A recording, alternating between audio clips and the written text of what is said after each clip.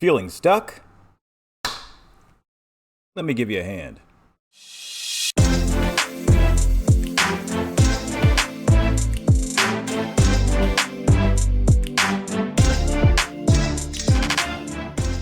Hey all, JTOWN here.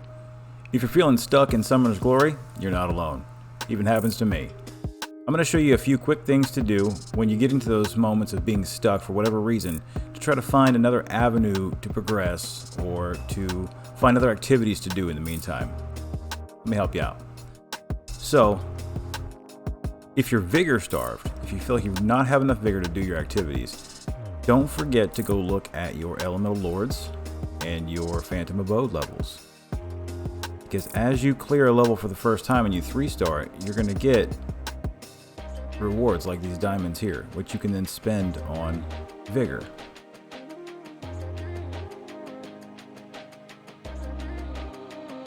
Each time you clear a new level, you're going to get more and more rewards. Even in the Demon Fortress. So don't forget when you're feeling stuck to go back and check and make sure you've gotten all the progression you can out of those different activities to get those various rewards, especially the diamonds. And then come back to the shop. Right here you can buy vigor pots. Vigor pots are your lifeblood. They're what makes you be able to do your activities in the game, like running dungeons or farming those elemental abode or farming those elemental lords or the Phantom Abode, right? So just look for avenues to get other rewards. Another good place to get rewards that you may not be focusing on or may have forgotten about for a little bit are the towers, especially the Demon Tower. Come back to it, see if you can progress and make a few levels. See if you can beat a few of the levels, because look at the rewards that you're going to get here, right, at each of these completions. That is valuable resources which you could use to purchase vigor or other things that you may be needing.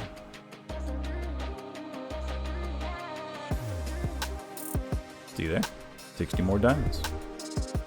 Now another thing that seems to be hidden to some people until you learn about it. This Guild Goblins quest, right? Your guild quest here. You can get with a little bit of cash and some nice diamonds for going out and killing your daily goblins.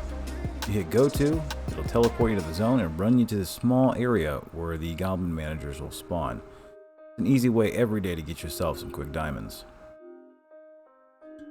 Another reason you may feel stuck is that you can't really progress or defeat the bosses in the dungeons you've unlocked per your level. You feel like you can't get that next set of gear to really give you some more stats to help you progress. There's a little bit of a trick. All of the gear in the Silver Star tier use the same materials to forge. So, say you've gotten to the level of running the Jackmir's Palace, right, for the 6-star silver gear, but you can't quite do the dungeon yet. You're struggling there with your phantoms, your evos. You can craft the gear from there to get an early advantage using the same stones that you get from the other dungeons in that same tier. It just costs more of them. So, if you can't quite beat the dungeon for this gear, go back a step, run this dungeon, get the stones to the next. Now, it does not work when you're crossing the threshold into the next tier. You can't go from silver into gold and use those same stones. So, use that tip wisely. If you're struggling to defeat the enemies in some of the activities you feel like you should be doing, don't forget about your Evos. It's a common thing for new players to forget about. Your Phantom 7 Evo level that lets them go up in their actual level by increments. And if you forget to increase that, well, you're going to be a bit underpowered. In addition to making sure your Evos are high enough to keep your Phantoms at the top power they can possibly be at any given time, maybe try switching out your party a bit for even just a specific level to get through. Your flex position, as I like to call it, is a great way to bring in somebody that can change the whole party dynamic. King Margaret is a great example, right? His skills allow him to do an AoE that has a chance to freeze your enemies.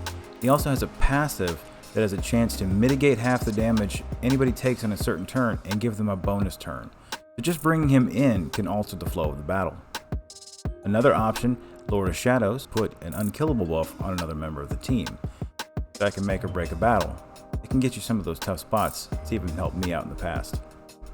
In addition to checking out your party makeup, come back and take a look at your runes. Don't forget about those, because a phantom without runes is just an empty shell. If there's any one of those that's a critical position that you forgot to level up, that could really make the difference. Another thing that people sometimes forget about are the Novice activity rewards. It's found right here. Click on there are various rewards you can get for doing different tasks, some of which are not that difficult at all. But inside, gifts down here, one of them is going to contain a skill phantom. When you get to the 19 tasks completed, you're going to get a skill phantom, which is key.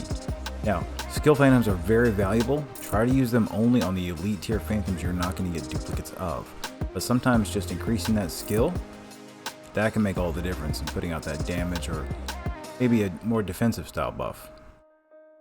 Another thing to remember is you can get duplicates of certain phantoms to increase those skills through the gold crystal shop.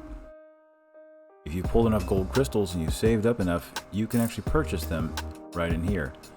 Especially if you're looking at Prometheus early on, you can get several copies of him to really increase his skills, output more damage. Now, say you feel stuck because you feel like you're ready to move on to the next things, but your level isn't quite high enough, and the daily tasks you're doing just aren't giving you enough experience. Well, let's go take a look at the Phantom Abode, which is my favorite place to get experience. So make sure that you're clearing through here as much as you can, 3-starring everything for the nice rewards. Also remember there are multiple difficulty levels to it, so try to get up as high as you can. Because the higher you go, the more experience it drops.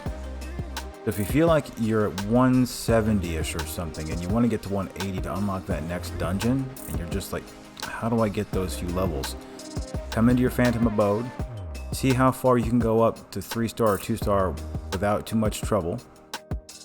Run that repeatedly. You're going to get a nice amount of XP. You're also going to get a lot of that soul essence to level up your phantoms.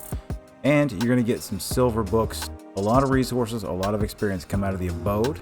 If you've got some extra vigor, you feel like you're stuck, bring it into the abode, grind it out, get that next benchmark for dungeons, get you some silver books, which will also double back and use as Evo food. Get your Evos up. See where I'm going with all this? And the last thing to remember, if you're feeling stuck, especially in a story, if you got into a point you feel like you just cannot get past it, don't forget your squads, right? In Summoner's Glory, you were never meant to battle alone. In here, you can pick what kind of activity you're wanting to do, you can create a squad, you can quick join any others that have been created, and post it and advertise it to your friends. This is a big reason why we use the Discord, especially over here in Gallifrey, so we can always organize and find squad mates to clear those activities with. So remember, go through the tasks that I've listed, see what else you can get, see what you may have missed or overlooked, grind out those levels, find other people to go kick some ass with.